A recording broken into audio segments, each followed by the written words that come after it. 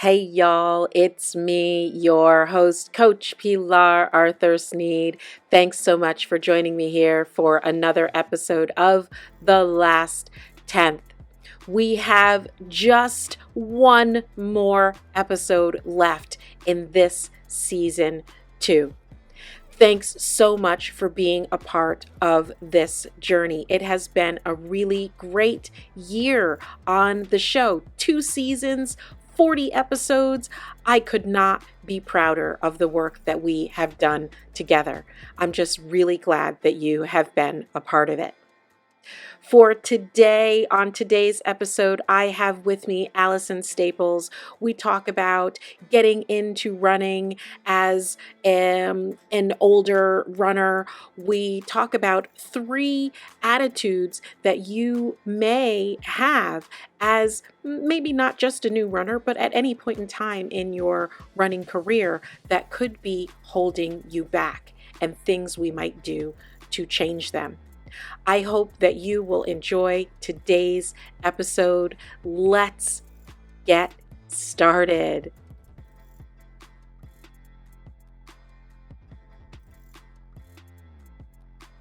Well, it's me, your host, Coach Pilar Arthur Sneed. Thanks so much for joining me here for another episode of The Last 10th. You know, I know that I am going to say it, but I am so excited to be here this week with Alison Staples, crew leader for Riot Squad Running. We had a while back, we had Kwashi on the show. So she runs with Kwashi, which makes me super excited. So we've got 2 people from the same running crew, not in the same space, but you get it. Anyway, also, Alison is an ambassador for Under Armour Running, and she's also a coach herself. So, Alison, thank you so much for joining me on the show today. Thank you for being here. Well, thanks for having me on. I'm excited as well. Excellent. So, where I usually like to start is if folks tell me a little bit about themselves, anything that I didn't share in the introduction. Just tell me about you in your own words. Sure. My name is Alison with 1 L. I'm born and raised in Baltimore. I live here now. I started running when I was 30. I'm 38 now. Before I started running, I was strictly an ellipticaler 3, maybe 4 times a week. And since then, the process has kind of grown into this thing I didn't know I needed, but I'm glad it's here. I'm glad it's morphed into this awesome world of running that it's turned into. So, yeah, awesome. So, what was the thing that motivated you to? You still do the elliptical you still do elliptical. The elliptical is my preferred method of cross training. I love cycling, but it's something about just zoning out on the elliptical that I can watch a movie. I can. Yes. Whatever. Yes. I do love spin or cycling for cross training, but it's a little intense sometimes. And with the elliptical, I can just zone out. So I understand. So what made you want to make a transition from elliptical machines into running? And then kind of second on top of that would be what got you started in running in the first place? Yeah, something happens. Yeah, somebody happened. It wasn't a thing. It was a friend of mine that coerced me into this. Oh, okay. So I'm a physical therapist assistant. I work at a pediatric hospital here in Baltimore. I treat adults and kids with spinal cord injuries. And I had a coworker who ran, and she ran the Boston Marathon, and she thought it was a really great idea to have some of that transpire back down to Baltimore. So the Boston Marathon has athletes of all abilities, and we were missing that in Baltimore. We were missing the limited ability people. So what we did was we created a charity team for the Baltimore Running Festival, and we got our patients that could walk to do it. We got our patients that could use a pushchair or a hand cycle to do it, and we turned it into a fundraiser. I have another girlfriend Black woman, and I have to say this, that there aren't a lot of Black therapists. So I really looked up to her in the field of therapy, and she ran marathons, and I thought she was crazy. We used to have discussions about this all the time. Like, I'm not running a marathon. Leave me alone, okay? I had a perm at the time. I'm like, I'm not sweating on my hair, okay? It's not what we're doing. It's not what Black women do. I'm not doing it. But I secretly admired her. And then once this race came along, she was like, I think this would be great for you to get into the running world this way. I met my husband at a race. I was like, okay, well, sign me up then. So my plan was to do the 5K because that just seems like, the natural progression if you don't run, do a 5K. Yes. She's like, no, I'm not spending whatever the charity fee was. I think it was maybe $200. I'm not spending $200 to run around a block with you. That's right. Understood. So you have to do a half marathon. I'm like, I don't even know what a full is. So a half can't be that bad, right? So that's how I started. And the first race was a half marathon. That's crazy. It was very crazy. My training it sucked. I didn't do anything right. I think the most I ran was like 8 miles. And normally when a friend invites you to do a race, to train with you, they'll give you pointers. I think she quit like 2 weeks later because we didn't run together at all. She just left me on my own. Are y'all still friends? Are y'all still friends today? We're very, very good friends. We're very, very good friends. But there's issues. Like we curse each other out all the time. That's just how we do. We just curse each other out. So when I did this race, she didn't do it. She did not do the race. So I did it, and I cursed her out as soon as it was done. But I was so glad that I did it. I just felt this huge sense of accomplishment, something that I had never felt before, and it was just like an amazing, incredible experience. So wow, that was my entry into the running world. Wow. So obviously, it was something that you enjoyed. You didn't quit. It wasn't that I enjoyed it. It was that right. It opened up my eyes to a lot. Yes. I can't say I enjoyed it. Yeah. I can't say that at all. Nothing was fun about that race. The only thing that was fun was the finish. But what I will say is that it taught me a lot of life lessons. So with my girlfriend pushing me to do this crazy distance that I didn't even know what it was, it's like if she thought that I could do this, then I owed it to myself to at least try, right? Because sometimes we all need somebody to push us a little bit harder than we're willing to push ourselves. Absolutely. And then even though I didn't train correctly, I didn't know what like the day before I went and brought a new pair of shoes that matched the shirt. And I was like, you know what? I'm going to be out here with pictures and my Air Max 95s or whatever it was. Right. Yeah. And then like I was fine up until like mile 6. And then my IT band was just like, we're not participating. Yes. Yes. But crossing the finish line was just this huge sense of accomplishment. And I was like, wow, if I could do that with little training, just imagine what I could do if I actually put some time and energy into it. And I never thought I could do this. I thought Black women didn't do this. And I just did it. Like that was an amazing feeling. So yes, I can totally relate to you in that fashion. First 5K, I was just like, my mind is so blown that I have done this thing. Right. I didn't know I could do this. Right, yeah. And then it just translates into every single area of your life where you're just like, wow, who knew that I was like holding myself back so much from so many things. Exactly. Yep. Yeah. So when did you become a coach? I became a coach after I ran my first full marathon. So I trained with the group I trained with the Black Girls Run group here in Baltimore. Yeah. It was like 7 or 8 of us, and we would get up, do our long runs on the weekend. I still didn't know how to train at this point. I think I had done maybe 3 or 4 halves. And I got bit by, I forgot who told me I should do the marathon, but I'm not really hard to convince. Somebody else told me I had to do this thing. Here I go, can't say no. So I was like, sure, fine. I'll do the marathon. I'll do the marathon next. So my girlfriends that I ran with, they told me how much I was supposed to run every day. Like I didn't know. I didn't have access to the training plan. I still don't know what training plan we use. Yes. So we would get together every weekend and do long runs, but I wouldn't run during the week because I was so tired from the long run on the weekend. So what I found was that even though I could hold like a 10, 12 minimum pace for my long runs, that when it came to race day, I was falling apart because I hadn't put enough time and mileage in on my feet. And I didn't understand why the first maybe like 7 or 8 miles, I could hold a sub 10-minute mile, and then I just completely crashed and burned at the end of the race. So I took the course, the RRCA course, just for myself to learn how to be a better runner. Yes. And, subsequently I became a coach after that. But my initial intention was never to coach anybody else. Never. You're like, I am here for me.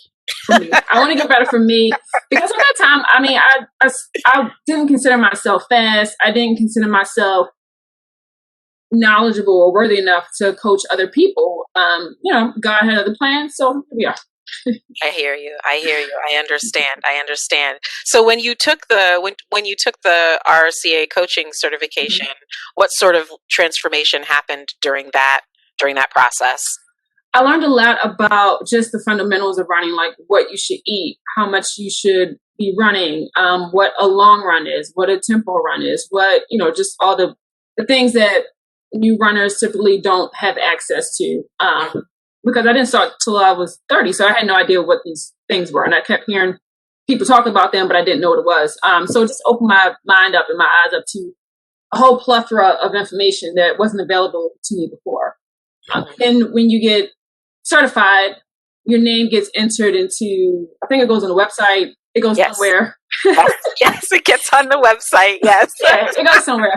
And a few months later, there was a representative from the Maryland chapter for Team in Training, which is the Leukemia and Lymphoma Society Endurance charity training program. She reached out to me. She's like, hey, we need a coach for Maryland. We'll have somebody else you can train under them. And I was like, well, I've never coached before. I'm like, that's fine. It's like, okay. So I did that. And as it turns out, it was just me by myself. I didn't have any extra help. So yeah, I don't know. But here we are, here we are. So Alison, literally everything about your running journey is like trial by fire. So you seem like you must be just like a highly adaptable person. I'm extremely flexible. I'm extremely go with the flow. I'll put up a little bit of resistance at first, but it's really not hard to change my mind about anything. Okay. So when's your next ultra then? I've never done a ultra. I've done a stage race I've done a 3-day stage race that totaled up to 60 miles in 3 days, but I've never done an actual ultra. Nothing about an ultra. I don't like trail running, really. So it's a hard no for me on ultras. Right now. Okay, I'm going to say it today. What's today? February 19th. Right. February 19th is a hard no. I can't speak for tomorrow. I don't believe you because I want to run an ultra. Like, this is a goal that I have when I want to do this. So okay, you're down for anything. Let's go. I'm going to suck my teeth and be like, I don't want to do this. And then tomorrow I'll call you and like, all right, what time are we? I need a partner. Let's do this. It's normally how it works. I love it. So now you're the crew leader for Riot Squad Running. How did you get involved with Riot Squad Running and become crew leader? So after I trained for that first marathon, all of the women I trained with were married and had kids, and I don't have either. So, we would have to wake up at like 3:30, be out the door by 4 so they could get home and do the whole wife and mom thing. And I don't have to be up that early. So I was just scrolling on Instagram and I was looking for a crew to run with. Kind of in the city. The girls I was running with, they lived a little bit further out, and I really wanted to run in the city. So I was looking and I came across the founder. His name's Rob. I came across his Instagram page. At the time, there was no Riot Sport Running Instagram page. It was just his profile. He said he was out running, I think, Sundays, maybe like 3 miles. I asked if I could join. He said, sure. So that's kind of how I started running with him. Nice. So what do you do as crew leader? Well, it's me, there's a founder, and then we have 6 other captains. We plan out events for our group to do. We plan out routes. We have a brand partnership with Under Armour, so we are heavily invested in what they do. We support their initiatives as they support ours. And basically my job is just to make sure everything runs as smoothly as it can. Absolutely. So I want to go back to your first marathon. What was your first marathon that you ran? What race was it? It was a Baltimore Marathon, which is still one of the hilliest courses I have ever done. Yes. It's still like top 2. I can't decide if it's between Nashville or Atlanta, but Baltimore is definitely a hilly and gruesome course. But it was just so much fun because, again, I did it with I had some coworkers that did it. I've been at the same job for 13 years. And what's funny is that they were all runners before I started running. And now none of them run anymore, so they all tease me about it. But what was good is that there were 5 coworkers who did it. So I did it again for charity. Yes. And then I had the support of my girlfriends who I trained with. So it was really fun. It was fun in the fact that I knew how miserable it would be. Like, I didn't know what to expect for my first half, but I knew that this full would be painful, and it lived up to the hype. Yes. It was still that feeling of accomplishing something that I didn't know that I even had the tenacity to do. So. Yes. So did you train better for your marathon experience? No, I didn't. I ran twice a week. No way. I ran the long runs on Saturdays, and then I think maybe I ran like 1 or 2 days during the week. I didn't have a training plan. My girlfriends would just be like, "Hey, we're running 10 miles this weekend," and I'd be like, "Okay." And then for me, I'm like, okay, because I'm running 10 miles on Saturday, I don't need to run at all. I just don't need to. I've done enough. Please leave. I've done enough. So training didn't go well for that either. So fast forward, right? So we fast forward to now. Now you're a coach. You have a little bit more experience under your belt. Yeah. What has changed for you in terms of your running journey from the time that you started until now? It's a lot more structured. It's a lot more disciplined. I take a lot more of the good with the bad, and that has kind of like transpired into every other aspect of my life. So like when we have these training blocks, well, the first thing I learned in that course that I took, and the course that we took, is that, to get faster, you need to actually slow down and just run a little bit longer. And I did not understand that. I couldn't grasp that concept. It took me, even after I got certified, it took me still like maybe a year or two to truly understand that. And I think that has transferred over into everything else. And that is the basis of, that's the basis of running. It's just these slow, monotonous, easy runs that one day lead themselves to something greater. So that my whole philosophy on how I approach life and how I approach running is pretty much that. It's the things you do every single day, not just one time. And it doesn't have to be an all-out effort. It's just the slow grind that yields the best results. So yes. I 100% yes to that. I think that is probably one of the hardest lessons to learn as we grow on our running journey, is that like every single run doesn't need to be, hard or fast. In fact, most of our runs should in fact be slow and easy. Yeah. Just chill. Every run has even though it may not seem like it, every run has a purpose. It does. Yeah. So my first marathon, I think it took me close to 7 hours to finish. Wow. And we haven't raced in a while. So the last time I raced was in Chicago. I want to say 2018, and that was a 4:30. And granted, and I did no speed work, none. It was just me, just conversational pace, logging more miles, running a little bit slower. Yeah, so that goes to say a lot about, not just about like running, but just like life in general. Absolutely. Absolutely. I mean, like right now, I feel like the same thing because we're not racing and I am training. I'm always training. Right. We're always training for something. Who knows when that saying, stay ready. Like that's like right. my ultimate philosophy these days, but sometimes I feel like, as of, for instance, earlier this week, I did a little bit of strength work, and my quads and my adductors were like, that was just, oh my gosh, that's so much pain right now. So I get on the treadmill and try to like run, and I'm like, my legs they will not, they will not turn over. And I look at that pace, and I'm like, I may as well have just walked. I mean, like this was not it, but it felt like I was, it felt like running, but my pace was just like, you just should have just right. Yeah, we've all been there. All been there. You look down, you're like, are my legs even, like, I'm out of breath. I think my legs are moving, but I don't really know. I'm not even going to look down there because I don't know. Exactly right.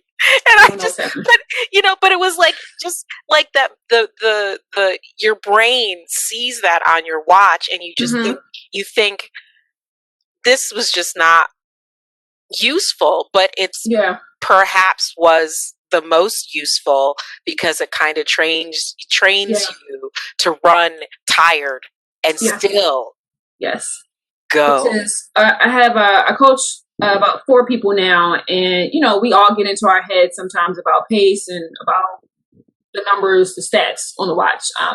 So anytime one of my runners is in their head and can't do a workout, I'm like, you know what, just this week you're running, do not turn your watch on, we're running off time, set a timer, I don't care about your pace, I just want you on your feet. And then come back after that week and it's just like, oh, that was so amazing.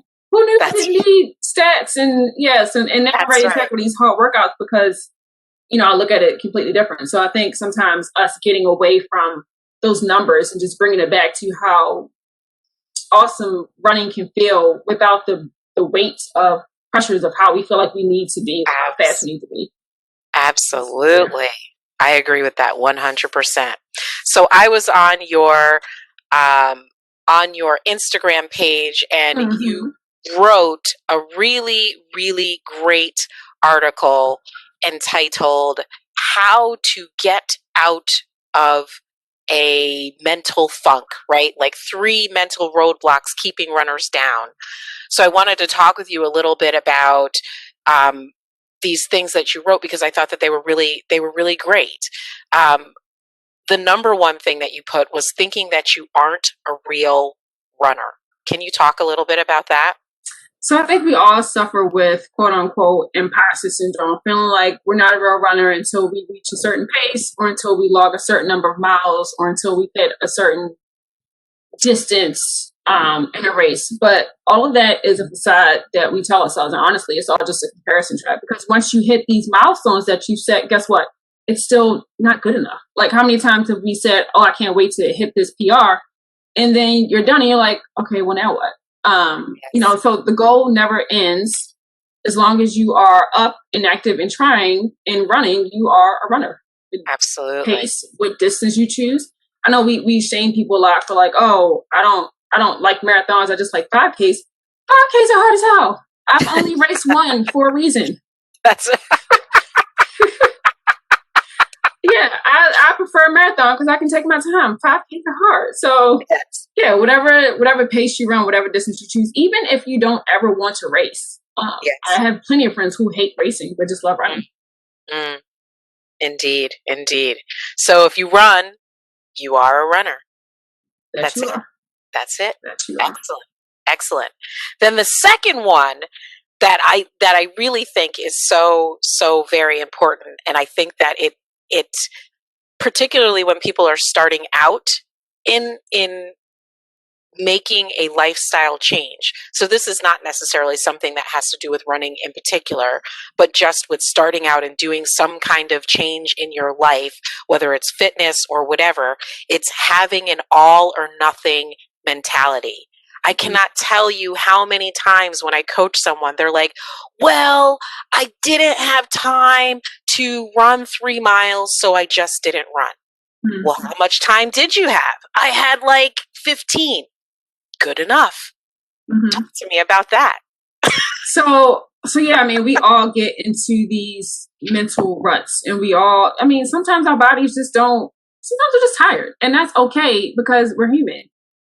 So if we can't get out for the 20-mile long run we're supposed to do and can only muster up 15, well, that 15 is still better than 20. If I give somebody, let's say, all right, you're starting to run, let's do 20 minutes, and they feel like they can't run the entire minutes, they just won't go. And I'm like, well, we can break this up so that it's more enjoyable. Let's do run walks. So it's not like all or nothing. There's always a middle ground. At some point it does become, if you can't do a 20-minute run and all you have time for is 5 minutes, then don't waste the clothes. Just don't even bother. Save it for another day. But I think what happens is that, like, there's a difference between using the lack of time as like sort of like I hate using the word excuse. Like excuse. Yes, like an excuse. Like, I hate to say it like that, but that's like the reality. Like, oh, I didn't have time, so I just didn't do it. And then what happens is this snowballs into one day becomes one day, the next day, the next day, the next day, as opposed to if you just made the commitment, I'm going to put my shoes on and I'm just going to do what I can do. I have 10 minutes. That's what I have. Those 10 minutes could be the best 10 minutes of your day. Yeah. There's a 10-minute rule that's not just about all or nothing, but for motivation. So if you ever feel like, I really just don't feel like it, lace up your shoes, go out for 10 minutes. If you're still not feeling like it, then call it a day. Go home and then try again tomorrow. But yeah, this all or nothing mentality keeps a lot of us from progressing. And I agree. A lot of us stuck. And if we just do it. And I think sometimes it's fear too I have conversations with so many people who are afraid of doing these interval workouts because they are afraid that they will fail at them. And so they just don't do them. Or they'll do like an easy run. I'm like, well, you could have tried at least, 3 of the 7 reps or whatever it is, just to see. So yeah. That's right. That's right. I think that's also a really important point, right? I think that the biggest thing that I have learned through running, or what running is not even what I've learned, I guess, is I've learned it, but it's also what running has taught me. Is that within this space of running, I can fail and not worry about the fact that I've failed. So it's taught me, like, it's essentially taught me how to fail. Yes. And be okay with the fact that it didn't go as great as I thought that it was going to go. Because the reality of the situation is, like, this was my thing when I first started running. I was always like, oh gosh, I'm so nervous. And like, I would get so nervous, my stomach would get upset. I'm in the bathroom for like 20 minutes because I'm just so like freaked out about this race. And then I just had like this aha moment one day. I was like, oh snap. I am not gonna win this race.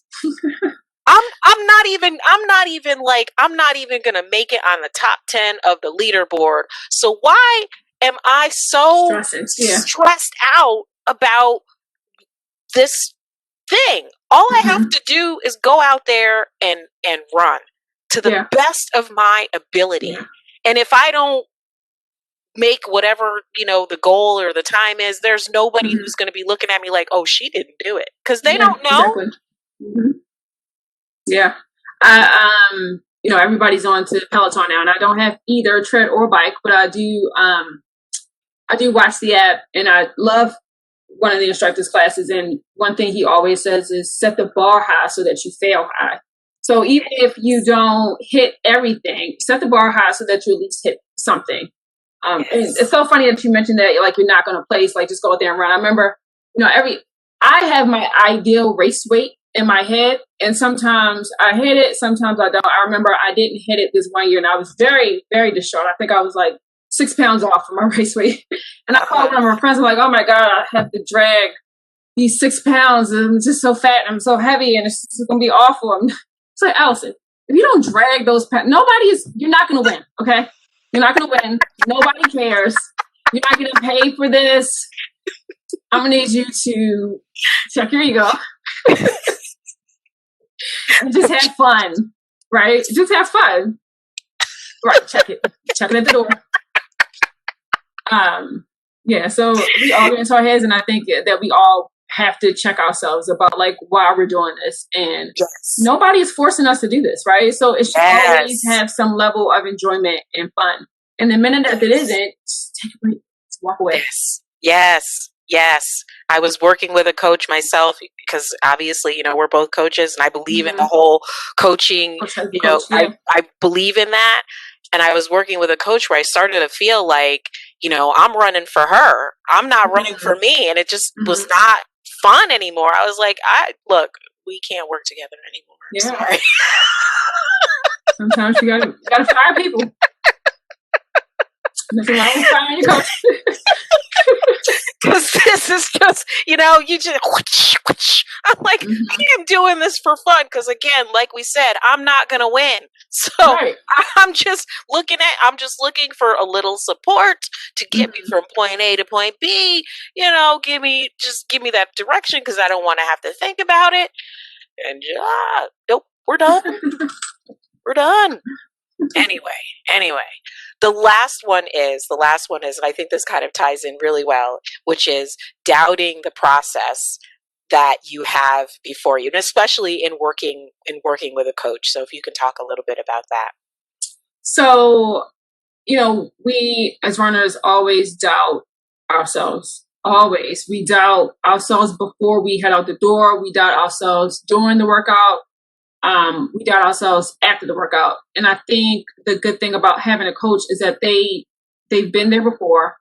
They know the process. There's a reason why they're prescribing the workouts that they're prescribing, the distances, the times, et cetera, et cetera. Having a coach means you have to have a certain level of vulnerability and trust, and also know that you have to put in some of the work yourself and trust that working with a coach is going to work out in your favor. And if it feels like it doesn't, just like you did, fire your coach.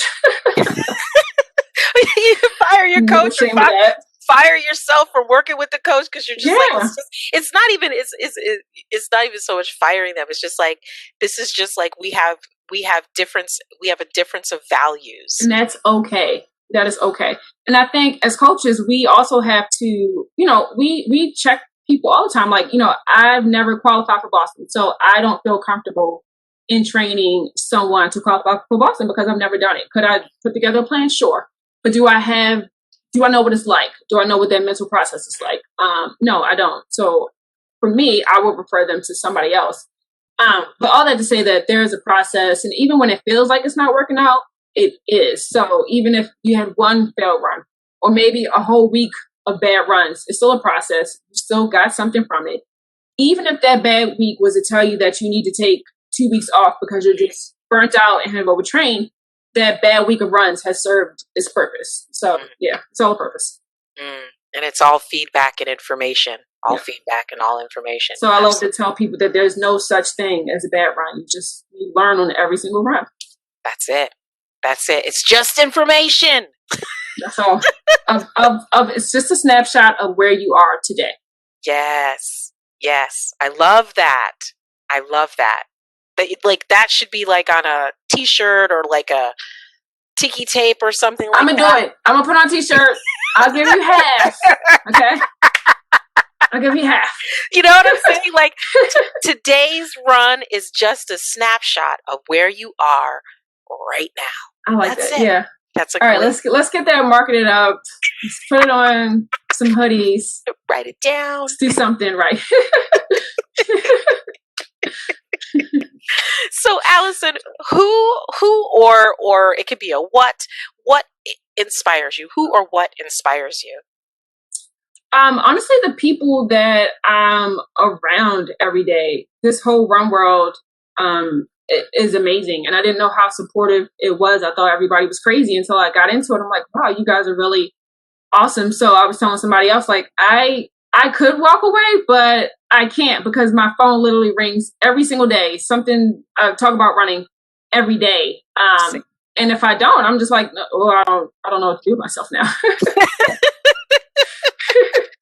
So it's also just like, right? It's just the people around me who push hard and work hard and commit themselves, and that kind of inspires me. Oh, me too. Agreed. We're those people now who are at a party and we're just kind of like, we got a cup. Right. Huh. Okay, this is really great. Oh, hey, that guy. Gotta be home. That girl. Yo, that too. If nobody at this party is a runner, well, you know what? Oh, geez, you know what? Yeah. So tomorrow I'm gonna need to go for an 18-mile run, so I'm gonna have to head on home. Yeah. Gotta get to bed. We are that people, and let me tell you, that excuse works. It works great on things that you don't feel like going out in the first place. Yeah.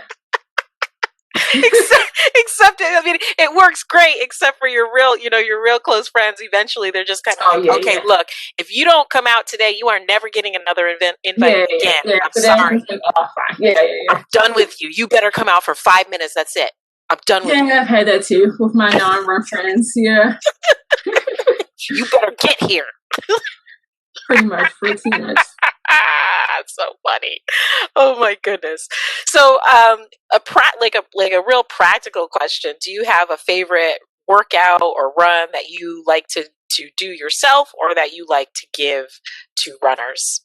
The easy conversation pace is always my fallback, my go-to. I really love mile repeats, and it is because they are so freaking hard, and I hate them for myself, and my clients hate them when I give it to them. But I find that they are truly a test of endurance and speed. And for me, I just, I don't like running anything shorter than a half. So 200s, 400-meter repeats are great. But for me, I just love running mile repeats. Sure. All right. Awesome. So here is your final question. This is the final answer. Ready. If you had advice that you have ever been given or advice that you would like to give, what would it be? It's better to be undertrained than overtrained. Oh, yeah. Talk a little bit more about that. Somebody told me that I was on Instagram whining that this training cycle sucked and I couldn't get all my miles in and the race was going to suck. And I was, oh my God, this is going to be awful. And somebody commented, they were like, it's better to be undertrained than overtrained. So just forget about all the runs that didn't happen and be glad that you're not overtrained, because that takes months to recover from. So yeah, it's better to go into a race unprepared versus over-prepared and burnt out mentally and physically. Yes. Maybe better to go into a race under-prepared. You won't say unprepared.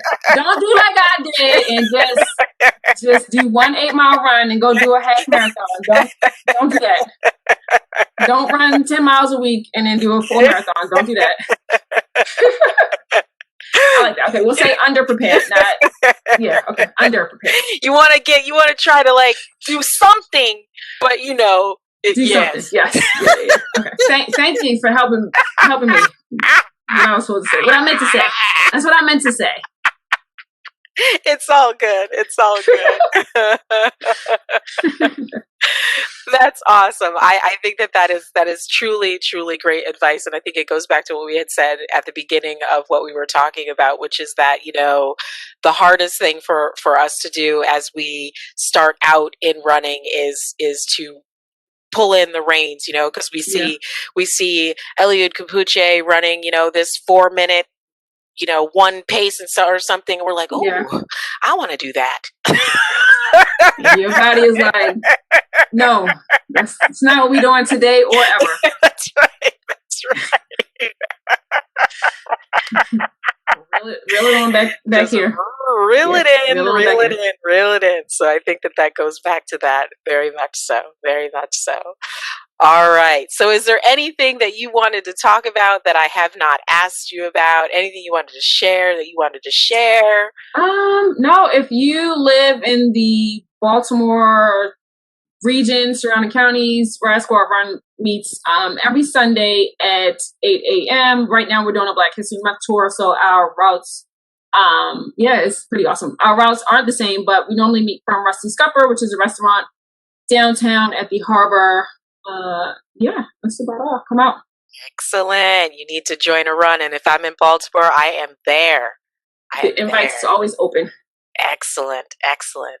Alison, it has been a pleasure and an honor to chat with you on the show today. Thank you so much. Thanks for having me. It was fun. Yeah, awesome. All right, let me hit stop record.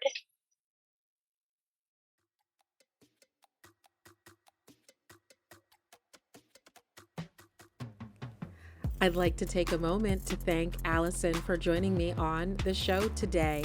It was a really great conversation. Thanks so much again for joining me on the show. For you, my dear listeners, I will put information about Riot Squad running in the show notes. I'll also put information about how you can connect with Alison via Instagram in the show notes. There is just one episode left in this season, season 2. I am looking very forward to producing the 3rd season. I can't believe that we have made it this far. 40 episodes and just 1 year of making this podcast together. So thank you so much, as I always say, for being a part of the journey. For now, I am your host, Coach Pilar Arthur Sneed. Join me here again next week for the last episode in Season 2.